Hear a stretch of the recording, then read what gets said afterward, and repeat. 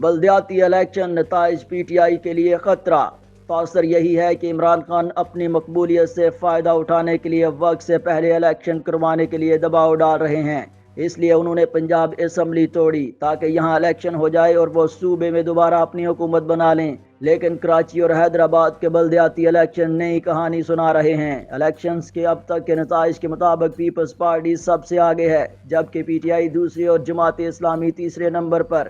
بڑا اپسیٹ یہ کہ میئر کراچی کے لیے پی ٹی آئی کے امیدوار خرم شیر زمان اپنی یونین کونسل تک میں نہیں جیت سکے۔ خرم شیر زمان کو صدر ٹاؤن یو سی علامن سے پاکستان پیپلز پارٹی کے سید نجمی عالم کے ہاتھوں شکست کا سامنا کرنا پڑا۔ نجمی عالم نے اس نشست پر 2696 ووٹ حاصل کیے۔ خرم شیر زمان اس علاقے سے 10 سال سے ایم پی ہیں اور انہیں پی ٹی آئی کی جانب سے میئر کا امیدوار بھی قرار دیا جا رہا تھا۔ رکن صوبائی اسمبلی ہونے کے باوجود وہ یو سی چیئرمین کی نشست پر لڑ رہے تھے۔ لیاری کی 13 میں سے 11 نشستیں پیپلز پارٹی اور صرف ایک پی ٹی آئی کو ملی ہے۔